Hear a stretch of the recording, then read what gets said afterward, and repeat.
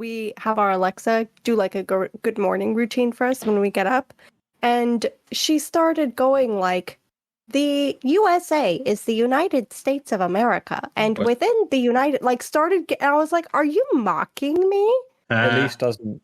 She's just not very clear to it. British Alexa, I said, tell me the news. Tell me the news. And she's America is in America, also known as America. Let's go. And that one. And that two. And that.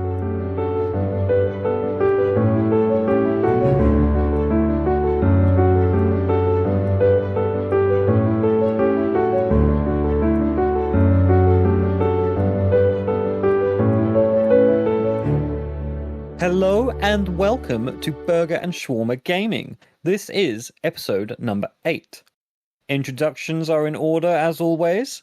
To my left, I have a burger, which is Elise. To my right, I have a shawarma, which is Rakan. Hello. And in the middle is me. I'm T. Today, we have got Elise's homework, we've got a bit of Rakan news, and I believe Elise has probably got a couple games for us as well, because she likes to include that. So, shall we start with whom? I think we should start with Elise's game that we gave her last week, no? Yes, I agree. And I think it would be, considering I played this for a little bit, so it'd be interesting to see what Elise thinks about it. So, Elise. All right. So, yes. So, to start, I did have homework. And I have a few questions for our audience. So to bring up what game I did talk about, because we didn't pick in the recording last week, do you like aliens? Uncovering deep secrets? Being afraid of coffee mugs? If you said yes to these 3 questions, not only do we now have 3 things in common, but Prey may be a good game for you. Oh, man. You sound like one of those infomercials. Have you got a stain? They don't know this, like the listeners, but they should know that Rakan and I both face palmed like immediately. Oh yeah, you did. Which is why I wasn't gonna laugh. I was just gonna kind of let that segue, but both of you face palmed at the exact same second. All right. Anyway, moving right along. Yeah. So the central game is based around trying to evade and eradicate alien beings that have taken over an outer space facility. Your job is to navigate through the spacecraft in order to blow up the facility and everyone in it. Or is it? Dun dun dun! The main character, Morgan, sure doesn't know the answer to that question because your memory has been depleted through the excessive modification of your own abilities. Exploring the facility allows you to gain insight into what activities were occurring prior to the alien outbreak. You learn more about your own role within this organization, and you can modify your own character. But you need to be careful to avoid Typhon aliens, corrupted AI equipment, and your own brother. I did play the whole game, so that's what I feel like is a little synopsis of what you can expect going into it. Rakan, yeah. Since you have played this game to completion. Yeah. But hey, keep in mind, that was like 5 years ago. I know. Well, and so I'm saying, do you remember the very end? No, not really. No. I can't even remember the path I took when playing this game. That's okay. Well, basically, I only was asking because at the end of this game, you end up getting statistics for how you played, which I quite liked that aspect. And I was among 2 to 3% of players who played in the most empathetic way possible. No one is surprised. Yeah. No one is surprised. No, and I didn't try to. That's just, I didn't know how the game, I knew nothing about this game. I knew it was aliens and draw on a facility. Like, that's it. Well, yeah, one thing I remember playing this game is when I first played it, I was like really scared of confronting the aliens, the Typhons, especially the Typhons, the big guys. Yeah, I was really scared of confronting them, so I tried to avoid them by any means. But I remember at one point I just snapped. I was like, hey, what am I doing? I got this shotgun and I got this pistol. Why am I hiding? They have no guns. So from that point on, the game for me at least changed from this very sneaky kind of game, scary kind of sneaky game where you want to avoid the enemies, you want to hide, and it just turned into an FPS, just a normal FPS, and they started like running through all these kind of aliens. Now I re-downloaded the game again. I was like, yeah, I just want to try it again before Elise starts talking about this game, so I can at least remember the sort of stuff she brings up. The game changed a lot. The game changed a lot. Do you mean from what you remember? Yes. Or have they literally updated it to be different? I think first of all, the New Game Plus is new to me. I don't remember that was a thing. Some of the menus, some of the stuff, the options that you could do, if I'm not mistaken, the upgrades, I might be mistaken, I might just forgot about this, but I don't remember this being a thing back when the game came out.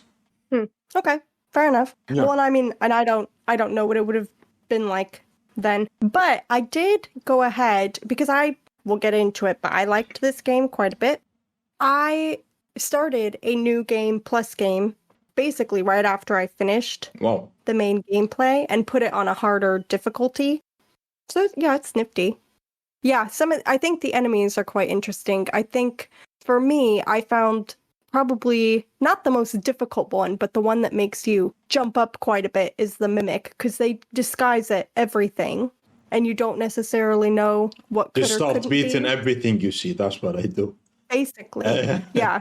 But speaking of things that I liked in the game, I did kind of take note of things that I did like about it and things I didn't like about it. So for things that I liked about it first, I liked the system that exists for gathering and breaking down materials and ammo, health kits, neuromods.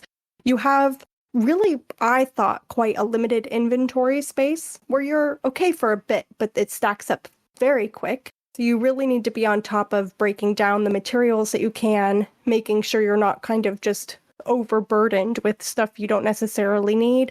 I also liked that even though you can make health items, you can find operators that spawn at different points during the game. And those operators, there will only be one per area or for one type of repair. So you have your health that you can be healed fully.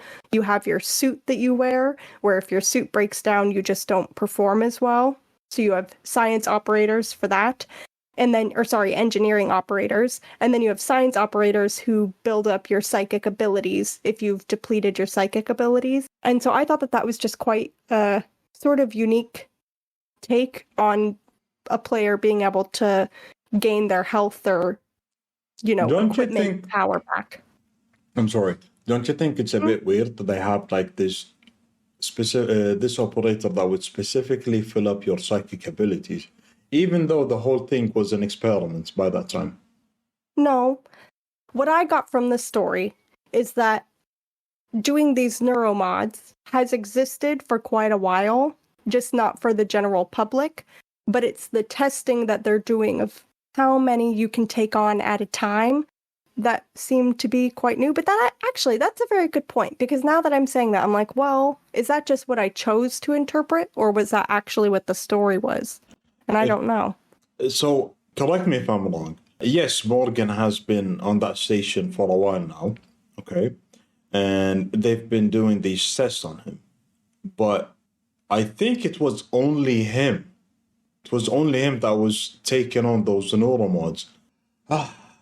Now I'm trying to remember. Were they trying to test how many neuromods you can take at a time before your body starts to break down? Or, and that's what I think the point is where they want him to start having the abilities of those aliens. And if that's the case, he'd need to use his psychic abilities. So why would you have like this specific operator that would top up your psychic abilities or your psychic bar, even though it's only Morgan that should be able to do it in the first place?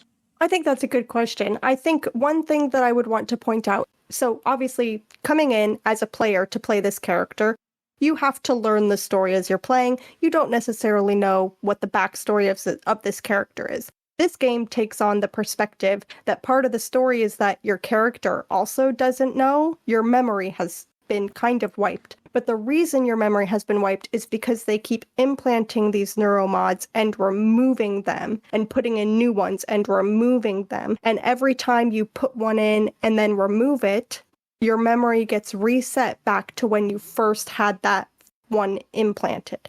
Yeah. And so that's where kind of that main issue comes. And so because of that, and because of how readily available the neuromods were, like they're in display cases around the facility, I took that to mean that you're not the only person with these neuromods, but maybe we haven't recorded for a few weeks, so it has been a couple weeks since I've actually played this, so maybe I'm misremembering, but...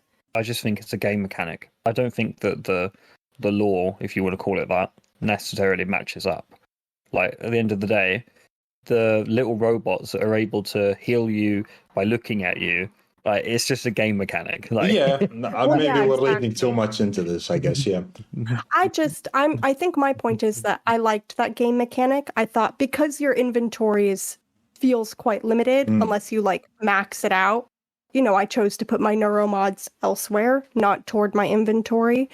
So because you're limited in how much you can carry for food, for medicine, for ammo, what guns you have, you're also picking up material as you go. I just thought that was kind of a unique way that you can summon an operator. They can only cure one part of what you have going on. So you have to, you can't just go looking for a random operator. They may not be able to fill up your suit if that's what's damaged. So I just liked that mechanic being in the game. I also liked the way that the game went about telling the story. So there's elements of the story that come through dialogue and just progressing through it as you go. But I also thought it was cool that you could pick up tape recorders, you could read anybody's emails if you got to their computer. There are sticky notes around the facility. There's all these different things that you don't necessarily have to engage with, but that help fill in little details, either for your story or the stories of other people on the ship. So I liked that as a tool for storytelling and to move the story forward. I also, because this is the first somewhat scary game I've ever played, and so I really liked the use of music to be used for the enemies. As you both know, I quite like horror movies, and sometimes in a horror movie the music can feel, well, the only reason you're getting me to jump is because you played the music. That part wasn't actually scary. But I think it's because it's my first time playing a game like this, it was getting me, and so I really enjoyed that aspect of it. Oh, fair enough. So I think my biggest pro for Prey is that I felt like it had a stronger morality-based decision-making system than I was expecting, especially for it being a more linear RPG. And what I mean by linear RPG is that technically it's open world. You can really go wherever you want as long as you're able to unlock the area. But it's linear in the way that the side quests that there are to do, there's not too many. They don't take very long. The draw of the game is going to be doing that main story, I think, as opposed to something like Skyrim or Red Dead, where you could avoid the main story for a very long time if you wanted to. So because it's kind of that more linear RPG, I wasn't expecting my decisions to have as much of an impact as they did. So I really enjoyed that morality system. It wasn't down to just one or two things you did. It comes down to quite a few decisions you make for quite a few different characters throughout the game. And like I mentioned earlier, I liked that at the end, you almost get like a story breakdown of all of your decisions that you've made and how they impacted.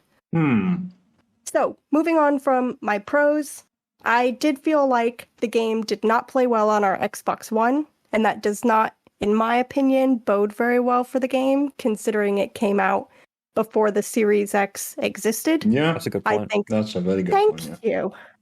When I tried to play it on the one that we have, there was one part of the game that I literally could not get past because I went through a door and there were two Typhon on the other side, two Phantoms to be very specific. I walked out, try to engage them in combat or sneak around them, but if they saw me, which they always did because of their positions, the game just completely froze. I sat and waited for ages, it would not unfreeze, and at a point it was like, I can't do this. And actually... It's like, okay, we're done. So I played most of the game on the Series X, But there did come to be a point where it froze on the Series X a couple times as well. But it would be something where I quit the game, went back in, and it didn't do it again. So that, to me, was quite a big barrier. It's just frustrating. It's not a bug, it's a feature. It's a Bethesda game. F. It is. It is a Bethesda game, no? Yes. Yeah, well, yeah. I mean, come on, Elise. You should have expected that by now. Come on. Why are you guys complaining? It's just a feature. I mean, that's the point of the game. The difficulty spike. Oh, you can't get through this area because your hardware can't handle it? That's Skill not my issue. problem.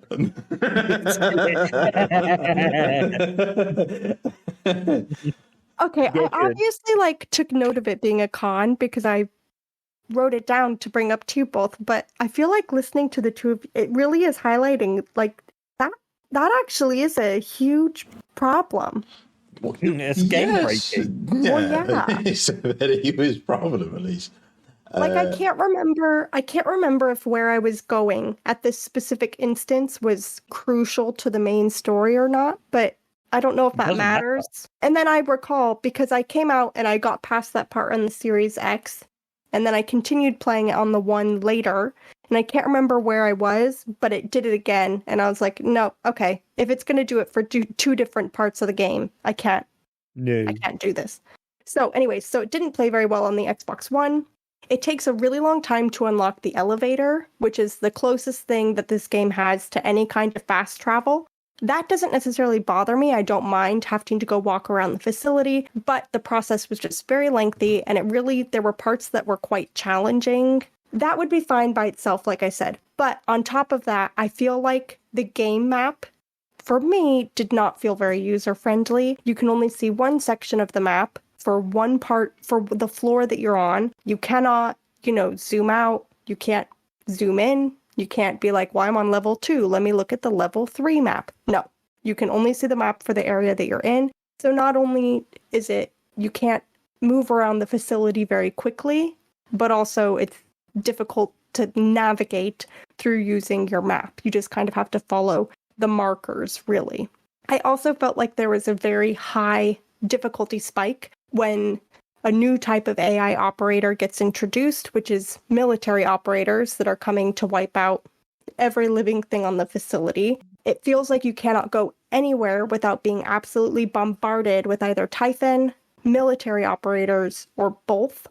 So I found that to be quite challenging. It was a lot of, okay, I'm coming through this door. They're going to see me. I've tried 16 times to kill them and get past. It's not working. We're going to jump and run. The old And razzle dazzle. Yeah, the old razzle dazzle, the run and jump. So that was challenging and really just quite overwhelming because it felt like you couldn't even look to your left or your right without angering 5 different enemies. Especially because I chose not to put any neuromods into the hacking skill. And so because of that, I can't hack the military operators, which would have made them just be docile towards me, but I didn't know they were going to come, so I didn't put my skills into hacking, and I paid the price, I suppose. So that leads me to what I decided was kind of like, I don't know, just a top tip for this game from me, because when I play RPGs, I like to do the main quest because I find it intriguing. And when I start to sense that I'm toward the end of the storyline, that's when I go do all the side quests because I'm like feeling nostalgic about it and I am sad to finish the game. I feel like I would, if I were to go back and keep doing my New Game Plus, I would not do that because at a point, the difficulty spike just feels like it makes it a lot less achievable to do that. And that's my thoughts on Prey for the most, aside from my ratings. What would you give it out of 10? Well, so Rakan and I have actually chatted about how I go about rating, and I am going to give it an overall rating, but I'm also have ratings for different categories within the game to help detail why I give it my overall rating. So would you like to hear my categories first or my overall? Overall. Overall, I give it a 9. A 9? Whoa. Whoa. I really liked it. Oh my A 9? God. Yes. A 9, Elise. A 9. Are you okay? I'm telling you, Rakan, I don't know what made you suggest this game. I feel like you were kind of like, what's on Game Pass? This was my kind of game, my guy. I freaking loved it. I did not love it more than Red Dead. A But 9. Holy macaroni, I loved it. Rakan, what would you give it? 7. I was going to say something like Agreed. 7. I was going to say a 6 or a 7. Okay, hang on. See, now I'm trying to like categorically consider this game in comparison to the other games I've played. No backsies. No, I'm not going backsies. But I'm trying to think, do we remember what I gave to Gears of War, the trilogy? I don't think you gave it a 9, Elise. No, I think this might be the first 9. You gave Red Dead a 10. You gave Modern Warfare like a 7, or barely. I gave it that. a 6.5. 6.5. I do remember that one. It was controversial. So what? How did you come to this decision? Like, what are you? I'm so glad you asked. Let me tell you. I want to hear this, man. Yeah, let's go. The graphics 10. The replayability 12. Gives it a 9. Go on, it is. Okay, so Jack, I have quite a few categories, just so you know. Rakan's already seen the categories I was thinking. So first up, we do have story. I gave the story a 9 because I felt like there were quite a few twists and turns, which we can discuss a bit if you like, Rakan, about our differing opinions on Alex, the brother. It's not opinion, it's a fact, Elise. All right. Anyways. Excuse me, I'm not done yet. Yeah, go on. But I liked the twists and turns. I feel like there were quite a few things that happened where I was like, oh my God, okay.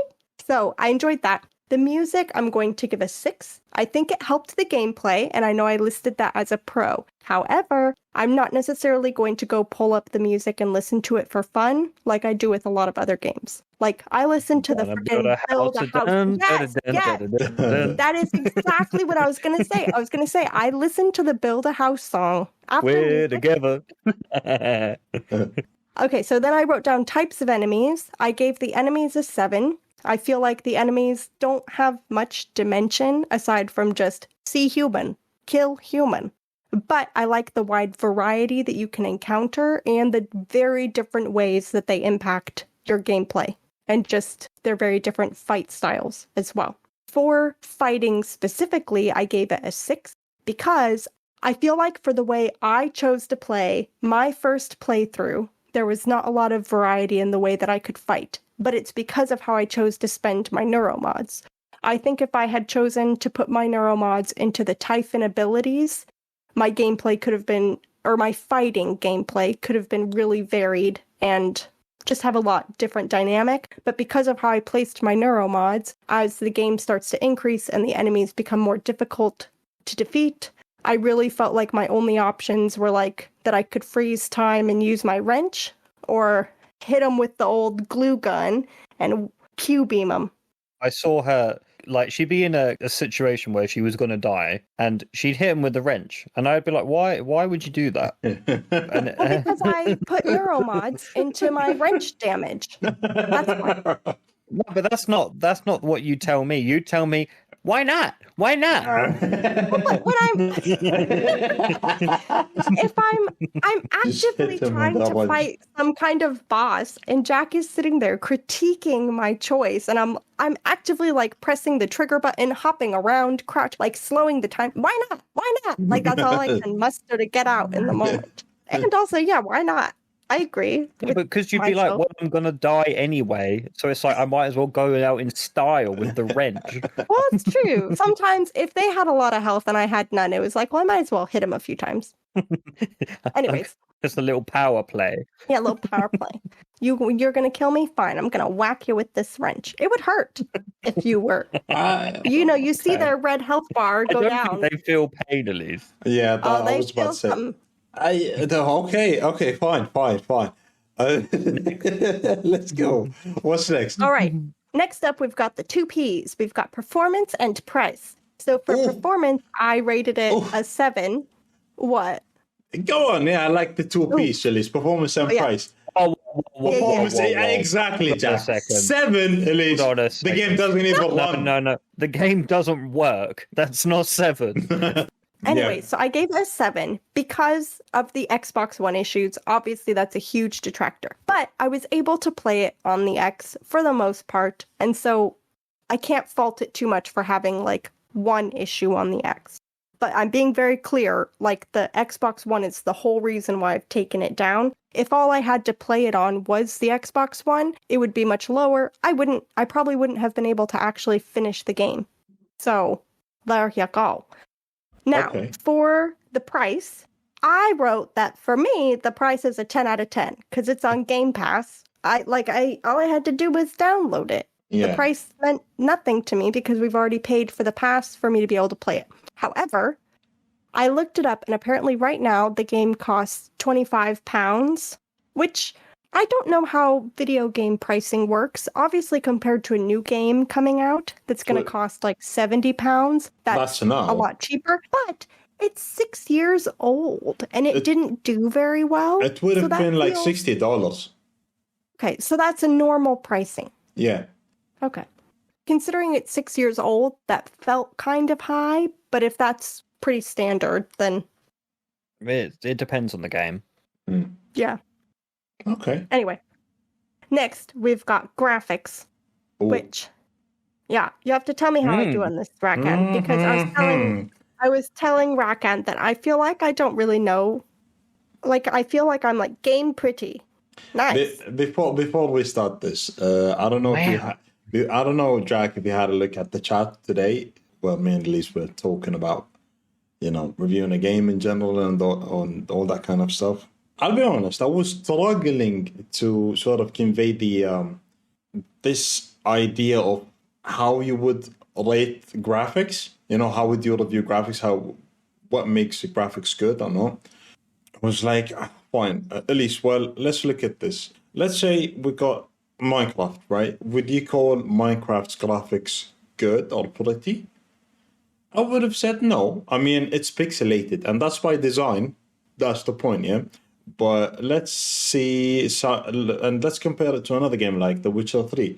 It's detailed, all the streets, the graphics, the models, the models, the streets, the buildings, clothes, and all that kind of stuff. It's all detailed, it's all pretty. It all flows well with the game. And maybe that should give you an idea. And I was like, okay, how about I end this on a, how about I give her something, to look at? And you're like, okay, yeah, that makes sense. Do you know this guy called Quantum TV? Me? No, I don't know Quantum. You've never heard? Okay, do you know the Act guy? Oh, I think maybe. Anyways, this Act guy, he got like these videos called Hot Takes where he would look at other people's reviews of games. And they're just bad reviews. They're like objectively bad. And he took this Quantum TV review of Elden Ring. Can you guess what Quantum TV thinks of Elden Ring? He thinks maybe he said that it's too hard. Well, yes, he did say that. The game is too hard. In fact, he said maybe the game should be called You Died because of the amount of times you died. That's not the point. He had the audacity to say that Elden Ring's graphics are bad. Elden Ring's graphics? Are you serious? Why? What's wrong with you? Are you okay? And yeah, I was like, yeah, Elise, have a look at this. Maybe you'd get it. And obviously, Elise gets it. I think she gets it, but she doesn't realize this. Because she's like, even I know that the Elden Ring's graphics are good. So what's wrong with this Quantum TV guy? So I think, Elise, you're fine. I think you'd know when a game looks kind of bad or when it looks good. Especially now that you got this X and you got the One. So you'd be able to, let's say you'd start playing on the One, which you did for play, and then you switch to the X later on. I assume you could see, you could notice a difference in graphics. Yeah, well, of course. And to kind of add more to that, the TV that we have to play the X on is just quite a better TV than the one that we have for the X. And so that just is going to make it even more profound. But so, okay, here, let me tell you what I wrote for graphics. How's that?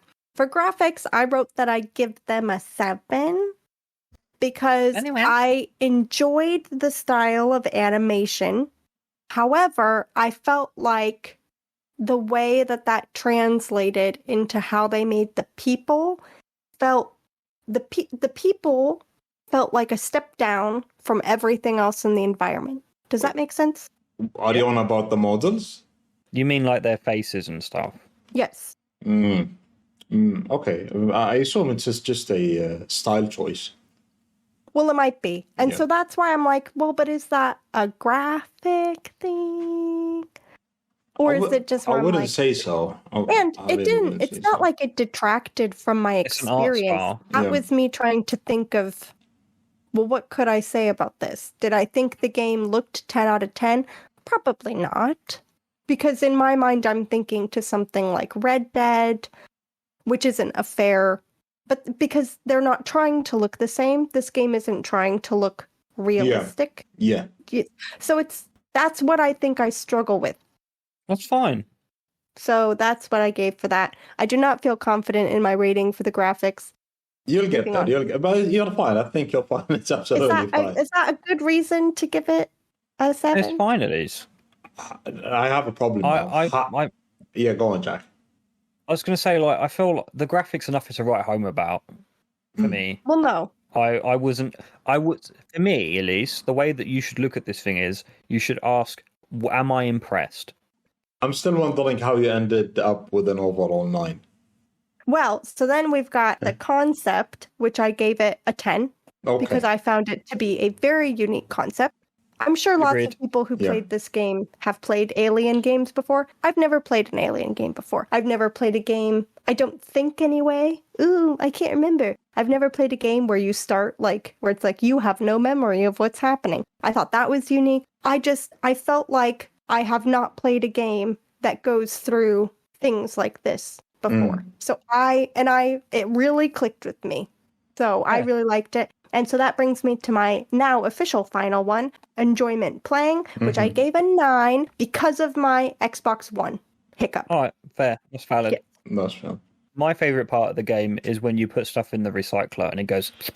Oh, it's so much fun. And I like when you go to the fabricator and it makes it and it like brings it back out for you. If I had a fabricator, I'd make tea with it. Have you guys considered a career as sound effect guys? Like for one of the I games? have watched those videos I did. on like I did. Instagram. Oh, it's so much fun. Yeah. Okay. Do you want to talk about how we had this, I wouldn't call it a huge disagreement, but a disagreement about whether or not your brother is actually a bad guy? We can if you like. Yes, we can most definitely.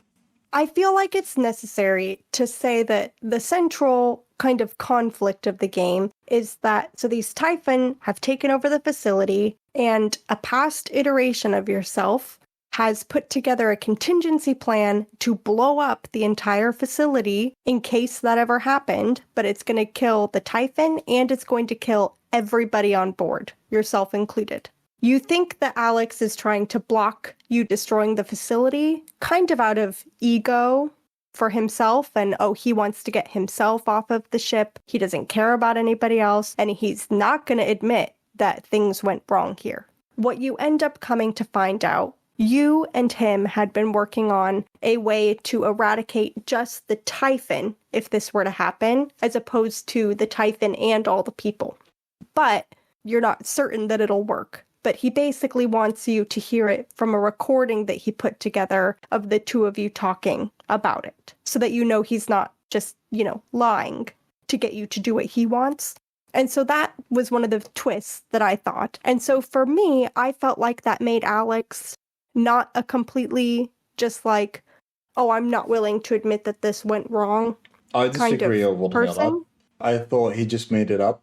Like the whole recording, not for a second. I think I went down that path in the very end where I was like, okay, I don't believe this guy. I really don't believe this guy. Maybe he just made it up. Maybe he edited the videos or something like that to make me believe that we actually had a sit down, talked about this, and come up with. Well, a plan. they can do that. Yes, They do that in the game, right? Yeah. So and I was like, they take voice extracts and make a conversation out of it. Yes. I don't think that that's a strange take at all. So I was like, okay, maybe I shouldn't trust this guy. But you went down the destroy the Typhons only path, at least, didn't you? Yeah. Okay. I'll be straight up with you. I killed Alex, straight up. You killed Alex? I killed Alex, yes. When he passes out, you're just like, But Yeah, pretty much. I think all you can right. kill him when you encounter him, like the real Alex, instead of talking to him through holograms or phone calls. Oh, wow. Did you miss that? You No. just wrenched him. Yeah, did you use your Get ring? over here. It's shotgunning. So, yeah, maybe. I think mainly because of I was like, this guy is gaslighting me or something, so I might as well get rid of him now. I think I went down the destroy the whole station path. I might be mistaken. I'm not sure, but I think I went down that path. I remember going down to the lower levels of the station, and you would rig up those generators. If I'm not wrong. You go down to a power plant. Yes, yeah. Obviously, you played it more recently than I have, and I think maybe when I first played the game, I didn't get the whole morale system of the game, and I was like, "Oh, I'm gonna kill stuff now, I guess. So might as well be everyone I see, right? Whether it's the station brother or the typhoons in the station. Maybe if I had the chance to play it all over again, if I had the time to play it all over again, maybe I'd go. I don't know. Maybe I'd go down a different path. When you're doing that, as I said earlier with the map, I find it confusing. So I just follow the marker. So I followed the marker and I'm like, this is weird. Why am I in the power plant? This isn't. I thought the Oh. keys were to destroy the facility. It's having me put the keys in? Okay, Ah. okay. So I put the keys in and it blew everything up. And I was like, well, wait, that's okay.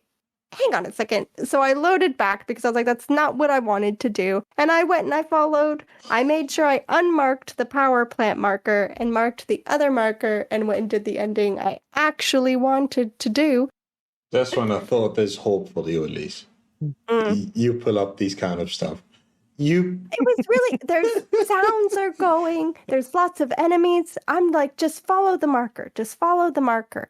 And I got down there and I'm like, well, this doesn't feel quite right, but I'm here, so might as well. And it wasn't the right one. Did you try to pull up a journal and your journal and try to read the quest you were following and to see what does it exactly entail? Well, because they both are marked. It's like you need to pick. So they're both marked. And so when you turn, I felt like the direction I was going, I was like, that's going to take me to the part of the ship where I need to go. There's not much hope for you, is there? No, Like, she gets to the bottom, she's like, so this feels like the thing I don't want to do, but I'm here now, so I'm going to do it anyway. I knew I wasn't going to be able, the amount of enemies that followed me down there and the amount I had to like just jump past, I was like, if you've played this game and you've gone down to the power plant, the amount of stairs you have to get back up to get to the door to leave, part of me was like, I'm just going to do what it says to do, and it's either the ending I was trying to do or it's the ending I wasn't trying to do, and we'll go from there. Because I was like, I'm not going to make it back upstairs. Also, your reason, your basically your reason is, okay, I went down those stairs, I'm not going back up. Come on, man. No backsies. Okay, fair enough, man. Okay, fair enough. No, but hey, again, I'm glad you enjoyed the game. I actually liked the game quite a lot when it first came out. I think it came out, Jack, back in first year, if I'm not mistaken. And I played it. Old. Yeah, it's very old. And I played it like during Christmas when you guys were all away at your visiting your families and stuff. I was just there. I was like, man, I'll play this game and see what's up. And I got really invested into that game. And that's mainly why I suggested the game for Elise to play. Because I was like, hey, this is an interesting concept. And I know that Elise haven't played a game like that before. Yeah, I mean, we know Elise and her gaming history. It's basically Minecraft, more Minecraft, and what's the name of the mining game? Sims. Well, yeah, Sims Deep Rock Galactica. So Elise might be at work in another life or something, because apparently her games consist of mining stuff or living another life through The Sims. So I was like, hey, try this out, see if you like it. I think Yeah. The similar concept to this one, you want aliens in space, and you have to hide occasionally. Maybe we should give her Alien Isolation to play. Ooh. Hey, I want to. Can you Yeah. imagine? Bro, come on. Oof. She was struggling. Oof, She was bro. struggling with a quest marker. You want to give her Alien Isolation? Are you serious? Hey, I couldn't finish the game. I got stuck. The game is brilliant, man. At least that game. Oof. You wanted to talk about a certain game that was in beta, didn't you? Oh, Diablo. Oh, man. I don't know what to say. Look, I think, and I know you, Jack, you love Diablo, no, don't you? I like a grind. Yeah, you do like the grind. The grinding bit is there, obviously. I mean, it's a Diablo game in the end, no? Okay, so here it is. Bethesda came out and was like, hey, guys, open beta for Diablo 4. So I jumped onto them. It's like, fine, I'll try it out. As soon as you log in, you'll be like, okay, this is a huge upgrade. When it comes to the graphics, cutscenes, cinematics, gameplay, yes, this is a huge upgrade, man. The character models, way more details. I was like, this is the Bethesda guy. 20 times the details, or what does he say? What's his name? I can't remember him. Todd Howard. Todd Howard. What does he say when for the Fallout 76? 4 times the size, 4 times the detail. Exactly. That was me. This is 4 times the details, but only when it comes to the character model. You can see the pee-pee. No, really, but it's the graphics, a huge upgrade. Huge upgrade. I was like, okay, Graphics, 10. The voice acting, 10. I wouldn't give it a 10 though. I'm not Elise. I'm not gonna say a 10, no. But it's good. It's good. Let's say so far it's good. Obviously, in this game, you'd be dealing with another demon. How come I forgot about her name? Maybe we shouldn't. Iggy, isn't it? Yeah, it is Iggy. Specifically, Iggy Azalea. No.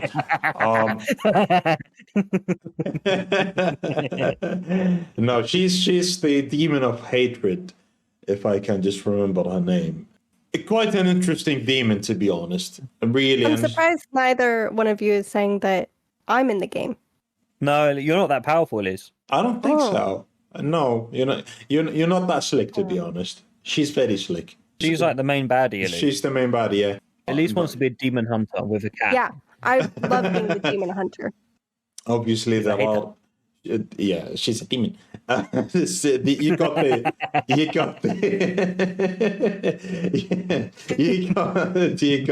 the main classes, mage, barbarian. There is this new class called the druid. Isn't there already a monk? There's no monk in this game anymore. So it's replaced it. I think so. I might be mistaken, Jack. I don't know, but I don't remember seeing a monk in that game. But there's a druid. You can switch into you can transform into different animals. Like quite a versatile class. But we'll come back to the druid because there's like this huge controversy with the druid class. What is it to say with this game? But because in the beta you can only play for like until this level, and obviously they keep throwing those high-end gear at you. Not the highest gear, but like all oranges and stuff. And you'll be like, okay, so you can just test out the classes and stuff. I played as a necromancer. I don't know what's wrong with me, and you guys know me. I love the mage class in any game. I'd go with the mage. But I was like, fine, I'll give it a rest and start playing as a necromancer this time. And also I've been playing as a necromancer in this ESO game, but we'll talk about it later. I'll be honest with you guys. The class is broken. It's just broken. In a good way or a bad way?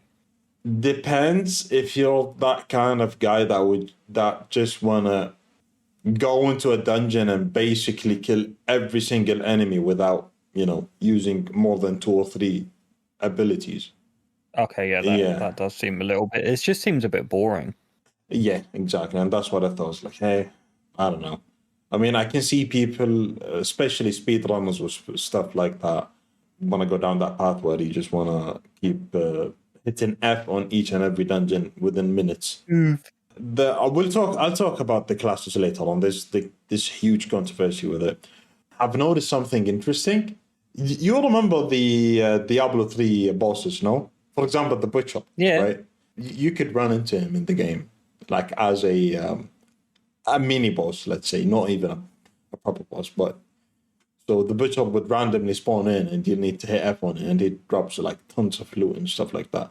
I've only run into the Butcher at the moment, but I assume you could run into other bosses that we killed in Diablo 3. That's cool, man. It is really cool, yeah. Again, so far, I was like, hey, this game's good. I mean, the game looks interesting. It's not... I didn't get the don't you guys have smartphones sort of vibes when playing that game. Okay. Yeah. That's good. Yeah, a proper Diablo game. Are there microtransactions or not? I think they spoke about it. I think there would be a microtransaction. I might be wrong. Or like this battle pass sort of thingy.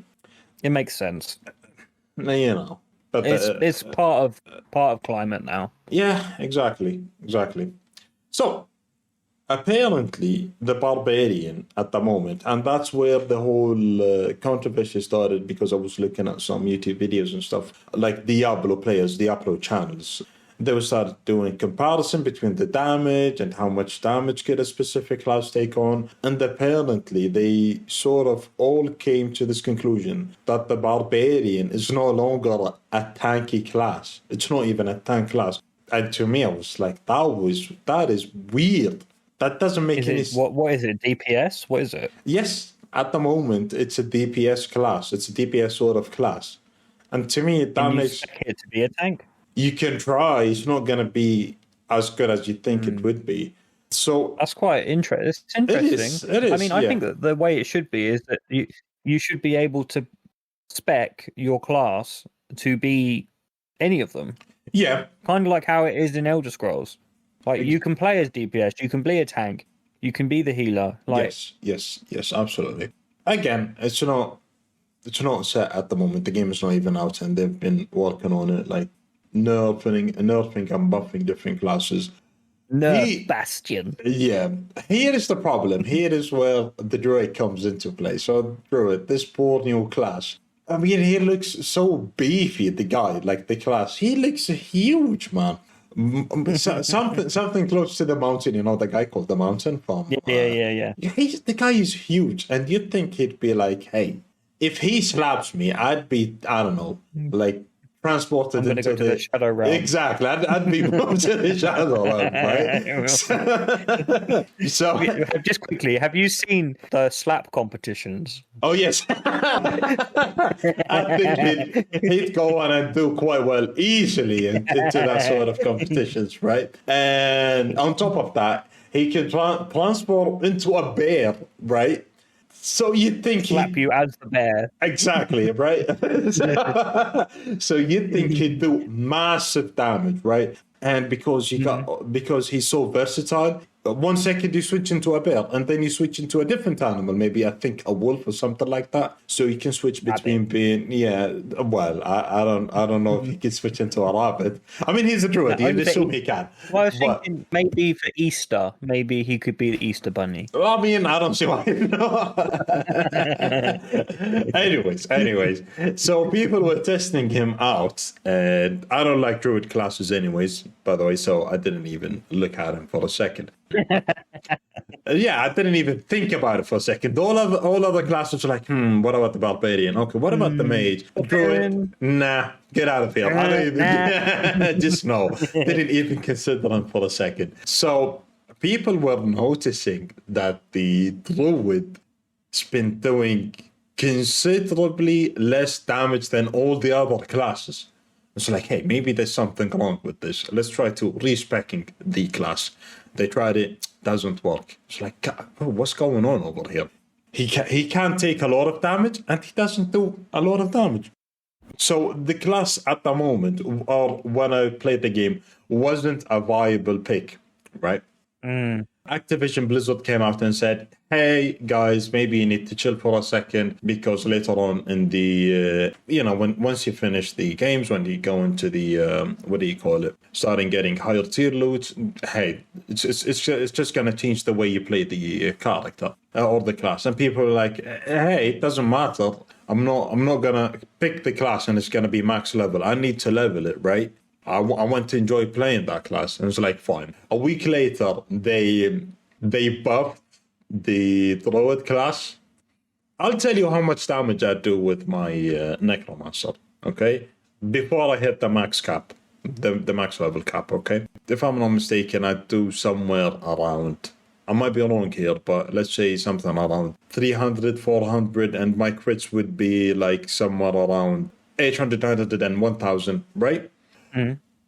Can you guess how much the Druid does in terms of damage? Let's say base damage, let's say 1,000, and it can crit for like 2k. 17. Why? Yes, well, and you can look up obviously not constantly doing 17, but the fact that he could go as low as 17 is not. Why would you do that? Why would you have like this beefy? I mean, when it comes to the class itself, the lore of it, the guy is quite powerful, right? So how come he does just 17 damage? Why would he even have? How is he able to go down to 17 damage? What is he supposed to do with that? I think even the rats, like the normal. The random sort of enemies, just the critters, they have like 100 damage on them, like the health is like 100, sorry. So you can't even kill a rat with your 1v1 me, bro. 1v1 me. So what I'm trying to say is, obviously there is this huge balancing issue with the game at the moment. There's work to be done. Yes, there's a lot of work to be done with this game. Have you heard about, what do you call it, PvP aspect of the game? Or one of the PvP aspects of the game? It's quite interesting. I'm not sure I like that, or actually, I'm not sure how I feel about it. And I might be a bit inaccurate, but one of the ways you could get like gear is you would collect this item. Let's call it like a chest, and this chest is locked, right? Once you get it, and to have the chest in the first place is quite rare, right? It's a rare drop. But you need to unlock it, and the way you unlock it is you go out into the open world to a pillar or something, like an activation area, and you'd place the chest over there, and it would give you a timer. However, once you place that chest into that activation area, it would sort of ping the map for all the other players to see that, hey, Jack is trying to activate this rare chest, and most likely he's going to have some good loot. So boys, come on in, have on Jack, right? And, try your luck. Maybe you can kill him and get his stuff. It would turn this huge area to an open PvP battlefield. I looked at this. I was like, how would this work out? How? Because this game, much like Diablo Immortal, it's open world. You'd see other players running around and stuff, not like the Diablo 3, where it's a private session for yourself or just you and your friends. It's open world. You can see people running around, doing activities and stuff. It would turn this area into an open PvP area. So could you imagine all the people in our server seeing you trying to activate this chest? And to them, it's just, free real estate, right? It's free real estate. Exactly. I'm just gonna come over there. I'll help on you and take the. The fact that we both said that. Right. So, why would you have this mechanic? Why would you have this mechanic? It depends how good the loot is, mate.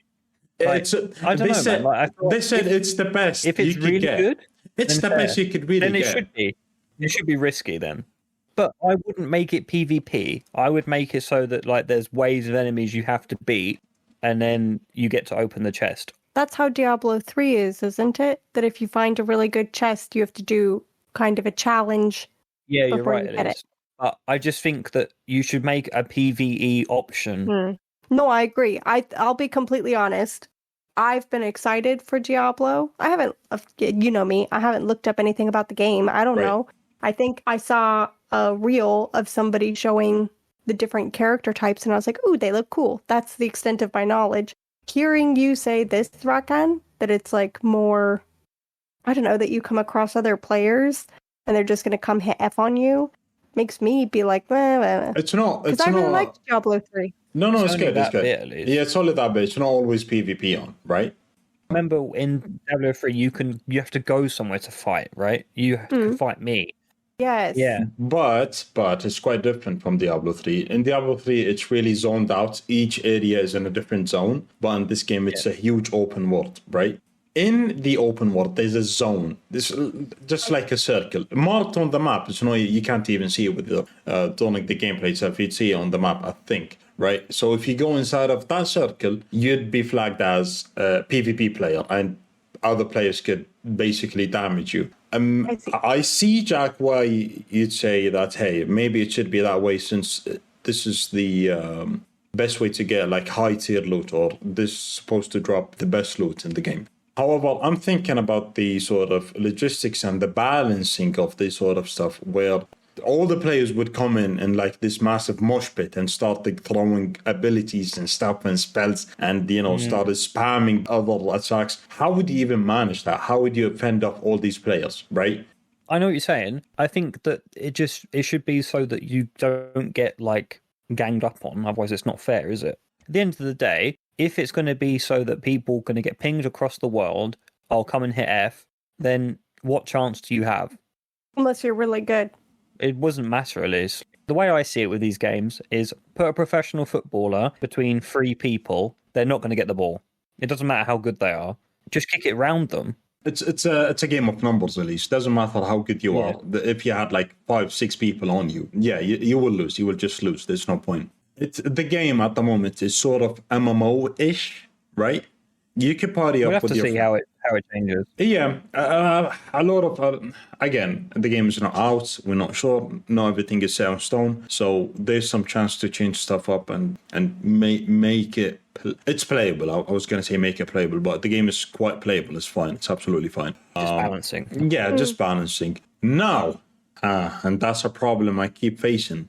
It seems there is this trend with games where they really don't care about... I wouldn't say they don't care about PC players, but I'm not sure if they're just being arrogant when it comes to making games for PC. Or I'm not sure. Or they just don't care. So there was this huge issue in the first week of this beta, or the first few days. I mean, not week. The whole beta, the whole open beta was only for like a week, maybe 2, right? A game on a PC or on any other different console, it's just a software, right? And the software would take a ROM from your VRAM and your RAM to keep it running, right?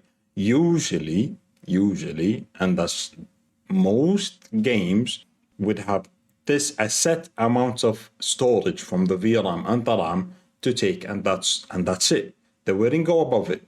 Otherwise, your PC would just overload and crash. Okay. Diablo, for some reason, once you launch the game, there's no cap on the fucking VRAM that it would take from your graphic cards. So that's really bad. That is horrible, man. That is really bad. It's potentially quite dangerous on your equipment, right? Yikes. So I think 4 or 5 times my PC hard crashed, where it was like, hey, I'm gonna turn off. I can't deal with this, and it would just turn off. That's it, gone. Yeah, just because I launched the game. Obviously, people came with a workaround where you would manually give it a cap and was like, hey, that's it. Don't go above this, please. Thank you, game. Thank you so much, right? You will have this, and that's it. Do that. But you shouldn't have to do that in the first place, right? And I could look at... I got this screen inside of my case to keep an eye on the temperatures and stuff. The temperatures when I tried to run the game were insane. I'll give you a comparison, right? And you would, I think you'd have an idea. So something on the load of, let's say, Gears 5, right? When I play it, the temperature would be around 50, 55, something like that, right? So my cooling system is quite good. It's fine. So it would be around 50, 55. Yeah, exactly. When I play Diablo, I think the minimum I said was like 60, and it went all the way up to 70. I was like, my guy, it's just a Diablo game, right? Is this Celsius or Yes. Fahrenheit? Oh my god. Oh my god, that's hot. Did we forget to mention that Elise is American? Oh, So Why would you use you don't need Fahrenheit? to mention it. Our Alexa already did. yes, so Celsius. Can't believe you've done this. So 70 degrees Celsius, Elise, which is for a Diablo game, is quite absurd. I mean, that's a meme of the PC going, with the smoke coming out. However, all in all, my experience in the beta, I'm quite excited. I'm quite excited to get the game. I'm not going to say it's going to be a good game. I'm not going to say it's going to be better than Diablo 2, classic Diablo, or Diablo 3. I'm not sure about this yet. You know, Bethesda, they're quite sneaky with their monetization and stuff at the moment. You know, especially after Diablo Immortal, so I wouldn't trust them on that. Even though they said, "Hey, it's not going to be monetized the same way that Diablo Immortal has been." I'm not going to take their word until I get the game, play it for a bit, and then I'll make my decision on that. But That's valid. Because it comes out in June. yes. It should come out in June, unless they delay it. Again, I think I'm gonna get it from day one and play it. Really excited about this game. However, I'd advise you guys to be careful and not get your hopes up, especially with games like Diablo. And you know all the controversies with the development team. You know, when they went down the mobile game Diablo, I wouldn't trust them. But that's me. Other people will be like, "Hey, baby, It's okay. Just have trust issues. It's fine. yeah, maybe I do." But do you blame me? Really? No. Rakan, kick a dog enough times, it might expect to be kicked. I don't know. Brief And I think experience with Diablo. That's good, mate. Yeah. That brings us quite close to the end, doesn't it? Yeah. Well, I was going to say, speaking about games that are coming out soon, we do have to set new homework, and I was going to dare to suggest that we all play. Oh, good Lord. This isn't even... I like this game. I'm excited for this game. Why has the name of it slipped my mind? Elise, I think the homework should be MMOs. Yeah. Okay, let's do that then. So homework for us is to continue hitting F on the MMOs. Okay, I should also mention, guys, for those who are listening, is that we are making videos. A significant amount of effort into these, actually. So, I mean, I can't say that I've been involved, but I've definitely been the watcher. And the quality, if I must say, is pretty good. I mean, don't overhype it. I think it's good. I think it's funny. I think it's funny. Set the We've got some... No. Like what I'm saying is, like, we've got stickers, we've got funny moments. I think it's decent. No, it's really funny, especially Elise's gameplays. I enjoy those. Elise's gameplay is trash. Okay, the first video is my gameplay of Power Washer, and I think I do all right. Thank you very much. I think it starts going downhill once we start playing Gears 5. I was like, oh my God. And then whatever else we decide to include is going to be a big oof. Well, hang on. I have one would you rather question before we leave and a badly described game. Okay. Yep. Okay, that's fair. Let's do that and then we'll wrap up. Yeah. I technically have 3 would you rathers, but I'll go down to 1. Okay. Would you rather be able to have skill mods from Prey, so like increased health, better weapons, stuff like that, or the Typhon mods, like transforming into objects like a mimic would, making blasts, in real life. In real life. Yeah. Always. Come on, man. All day long. Are you serious? I don't know what I'd change into, though. Into a teacup. Come on, Jack. Don't even try to. Elise would walk in and be like, why is this cup on the floor? Oh, I know. I'll put tea in it. And I'm just like... I'm on the daughter. Oh, my gosh. Come on, man. That's not even a fair question. Elise. No. Okay, let me ask one of my other ones then. Okay, so if we're going down the vibe of we like the Typhon abilities, cool. Which kind of Typhon would you want to be? Or which kind we'll be more specific. Which kind of phantom would you want to be? So the phantoms, there's a thermal one that can like spawn hot spots on the ground. There's an etheric one that can split itself in two, and then you've got two boys. It's the poltergeist one. No, that's although, but we could Typhon is the overarching term for all the aliens. Phantom is the subspecies of the Typhon. I'd be the poltergeist, so I can just pick stuff up and launch it. It'll be you, mate. There's an electricity one, no? Yeah, Right, I think Elise? that's He's the badass. Yeah, I think I'd go down that path. I don't know. You think you're Palpatine? I just like him. I start zapping people and stuff. Be cool. All right. So, Elise, what's your badly described game? And then we'll wrap up. Oh, okay. Well, so yes. Okay. Animal cult conspires to keep local human as wage slave. Oh, you serious? Animal Crossing, you know? Yeah. That's quite funny. That's Animal Crossing. Wage slave. Wage slaves and Tom Nook. Well, on that note, we'll see you next time, guys. Thank you for listening. See ya. Bye-bye. Bye.